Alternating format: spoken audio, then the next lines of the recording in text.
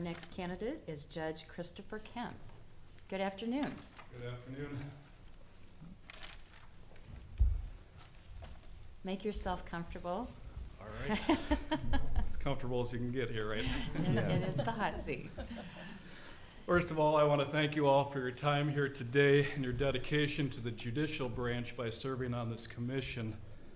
It's been a great pleasure meeting with most of you over the past couple of weeks, and I appreciate that you've taken the time to review the application materials, the writing samples, the letters, everything that goes into the commission process. I know that I'm interview 12 of 13 today, and while I'd love to tell you that I'm going to have a dynamic and energetic performance here today, I don't anticipate that this interview will be viewed as a how-to for aspiring motivational speakers. That's not my personality, and that's not what I'm about.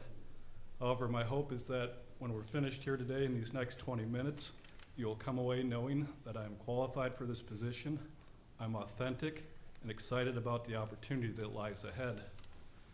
In November of 2009, I stood in the well, one floor below this courtroom as a student attorney arguing to the Iowa Court of Appeals. Hands and voice shaking, I argued in front of Judge Vette Svoren, and opposing counsel was then Assistant Attorney General Mary Tabor. Now, nearly 13 years later, I sit before you, still nervous, but confident that I am best qualified to join those two and the other distinguished judges on the Iowa Court of Appeals bench.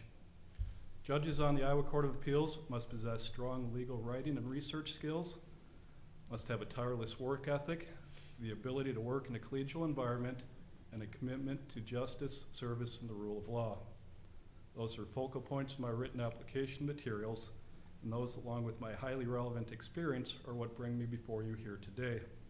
You have a large group of qualified applicants before you, so I want to talk a little bit about what makes me stand out. I have a demonstrated history of working hard.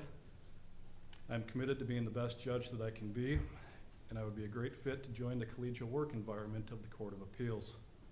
Before discussing my qualifications, I first want you to understand a little bit more about what makes me as a person. To some extent, we're all the product of our upbringing, whether we were lifted up by it or whether we've had to overcome our past.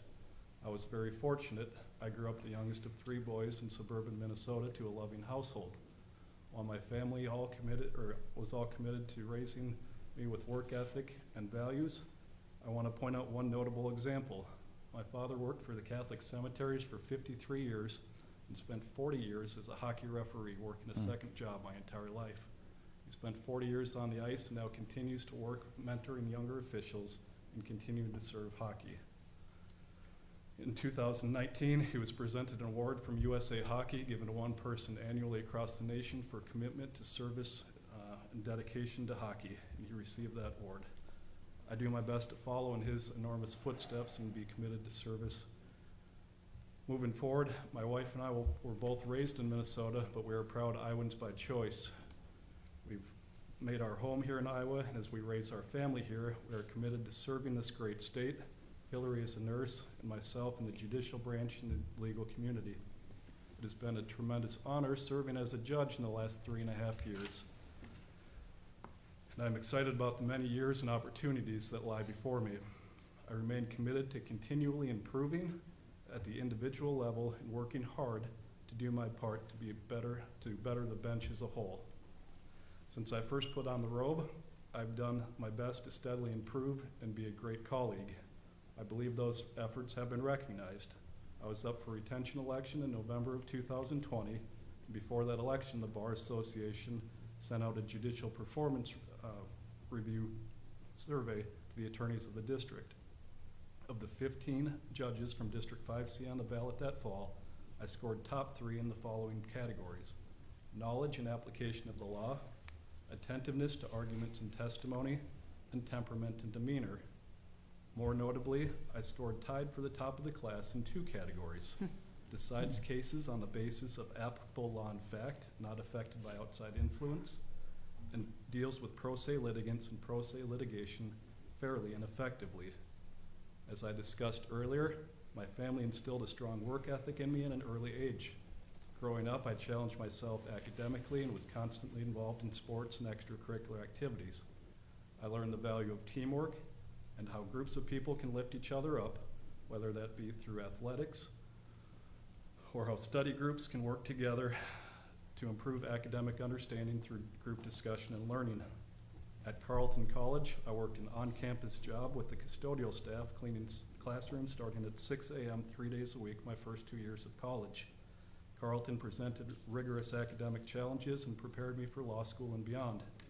During my time there, I learned how to improve my time management skills and the important lesson that hard work really does pay off. I challenged myself in the classroom, on the football field, and as a pole vaulter for the track team, yet still managed to graduate 2 trimesters early. While at Drake Law School, I worked as an intern and law clerk, enrolled in practical programs like the Criminal Defense Clinic and Appellate Clinic, and once again graduated early, finishing in 2.5 years. After graduating, I opened a law firm and built a practice from scratch, working long and hard hours as an attorney and small business owner. While pouring myself into creating and growing that firm, I gained valuable experience in the trenches, working in criminal defense, family law, juvenile law, and developed an appellate practice. I noted in my application materials that around 70% of the Court of Appeals cases involve those areas of law which I focused on as an attorney. I've tried a first-degree murder case, family and custody cases, and juvenile termination of parental rights trials. I've tried scores of cases and represented well over 1,000 clients, real-life Iowans brought to the court system, the great majority of them going through some of the toughest challenges of their lives. That experience sets me up well to be an appellate judge, as I understand the trial court level from a practitioner's point of view and have a deep understanding of what litigants experience in the justice system. I have taken that work ethic and experience to the bench. Last week I had over 140 cases scheduled on my docket, and that was an average week for me. While working on the juvenile docket, I routinely had between 350 and 375 active cases assigned to me. I'm used to a large volume and can handle the caseload. Like my practical experience as a lawyer, I've shown the ability to transition from the role of an advocate to a neutral decision maker, and that sets me up well for the Court of Appeals. If selected, I would bring the valuable experience of knowing what happens at the trial court level when reviewing transcripts and records to issue appellate opinions. I know what it's like to have to make real-time decisions in front of litigants in a packed jury box as a trial court judge. I would use that experience to ensure that I fulfill the mission of the appellate courts with respect, that mission being to make correction and give direction to the litigants at the lower level courts. I would do so without being overly critical or crass with respect to the trial court or the litigants. My record of judicial decision making shows that I faithfully apply the law to the specific issues and circumstances of a case, and I do my best to come to the right conclusion while being respectful of all those involved. My time on the bench has also taught me how wonderful a work environment can be when you have a group of committed colleagues who enjoy working with one another. While at the trial court level we issue individual opinions, Polk County has the benefit of collegial chambers. There's not a week that goes by where I don't have discussions with numerous other judges about what's happening in their courtrooms and changes in the law. I understand what it means and what it takes to be a good teammate. Finally, in addition to meeting with all of you over the last few weeks, I've had the great opportunity to meet with all 8 current Court of Appeals judges. I have to say it's a fantastic group that's very welcoming and very intelligent. I would be honored to contribute to that positive work environment and be a workhorse of the judiciary if selected. With that, I'll yield my remaining time to answer questions you may have. Thank you. Thank you. And our questioning will begin with Commissioner Hoytink. I have no questions. Thank you. Commissioner Chase? Thank you. Can you tell me if there are any skills that you've learned as a football official that will translate to the bench?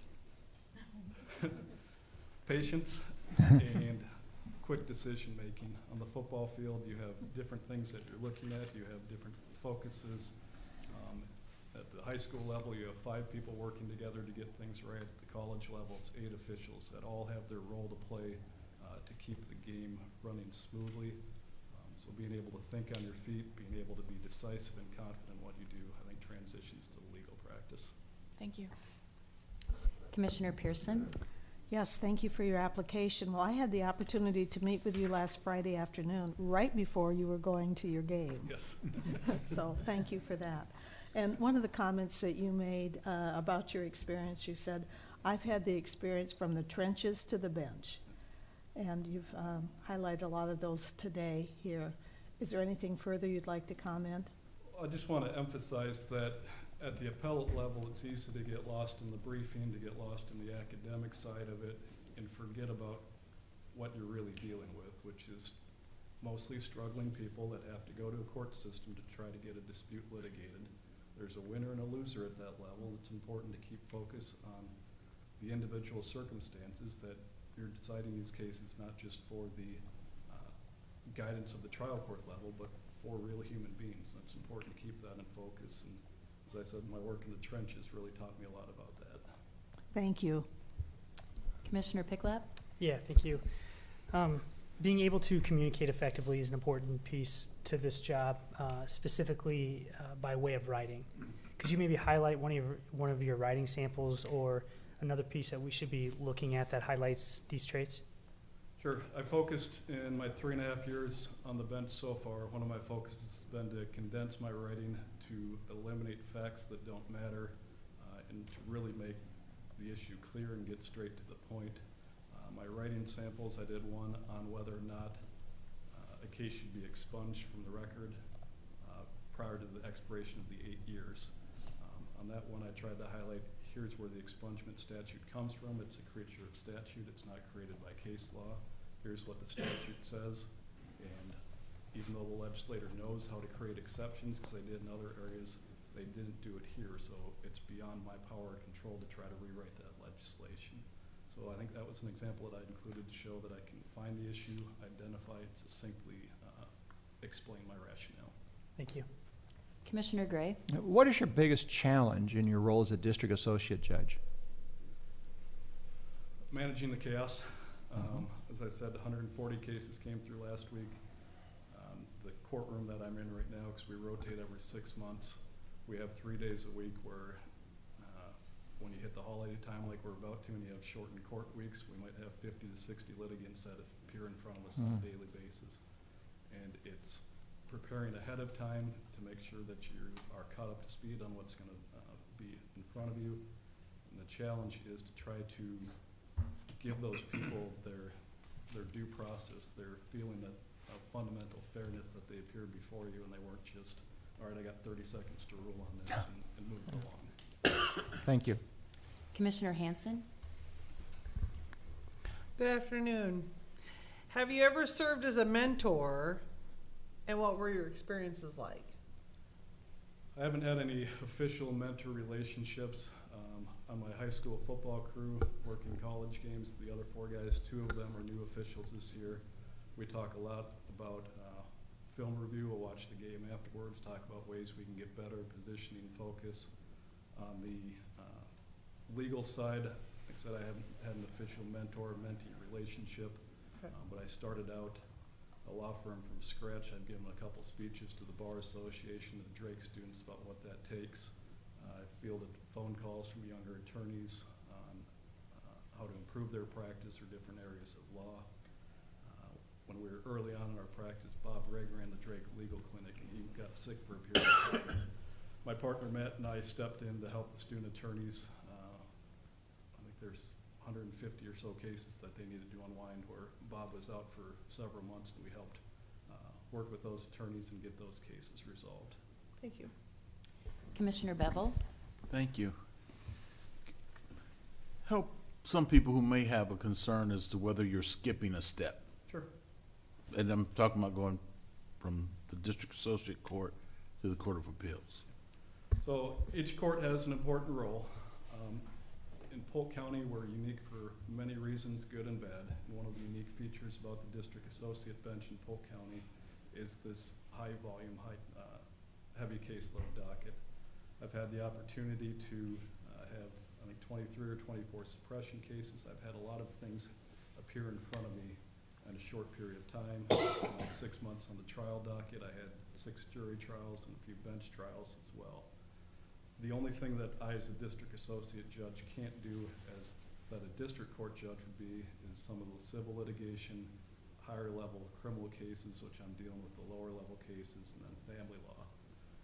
While I don't have those areas on the bench, those are primary areas that I practice as a lawyer. I didn't have a lot of civil litigation experience, but I did try a bench trial on a contract dispute. I did numerous appeals of civil cases, so I was able to break down the law. So while it might be easy to say you have to go district associate judge to district court judge before appellate court judge, I don't think that's the case with my experience as a lawyer and as a judge. Thank you. Thank you. Commissioner Hoig, No questions. Commissioner Henderson, No questions. Commissioner Stanger. Thank you. Judge Kemp, good afternoon. Hello. You will be delighted to know you are actually our last applicant. All right. We have only 12 today, so finish strong. Help us finish strong. Two things in your opening statement kind of resonated with me.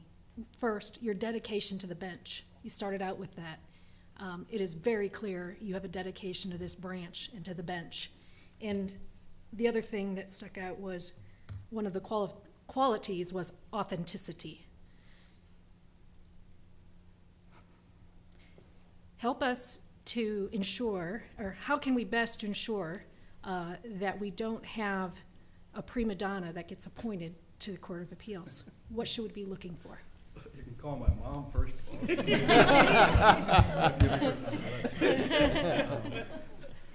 In private practice, like I said, Matt and I worked from straight out of law school. We built the practice up that became a pretty good practice and is still rolling after I left, and I'm really proud of that. In my time on the bench, I've helped learn from other judges there, and I've helped other judges.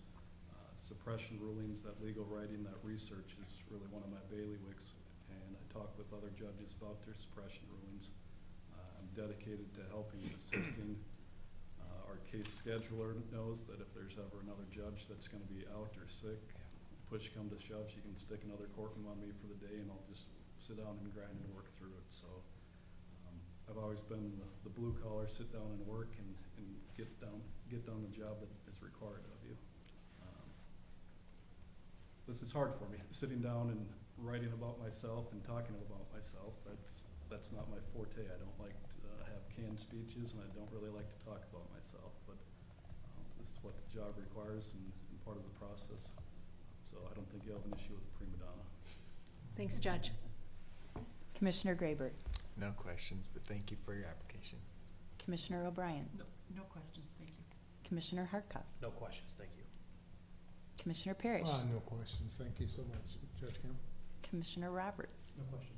Well, I'd like to know about your summers when you were in Carleton College. Did you ever enjoy the defeat of Jesse James days? I did. Playing football, we came back to campus about 3 to 4 weeks earlier. So the defeat of Jesse James is a Northfield experience, especially for a college student. We'll leave it at that. That's all thin. No, not often.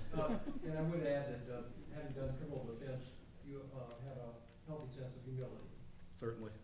I've taken many losses. Some I felt the client deserved, and some still stick with you. Thank you. Thank you. Thank you for your application, and we look forward to deliberating it this afternoon. Thank you all. Thank you.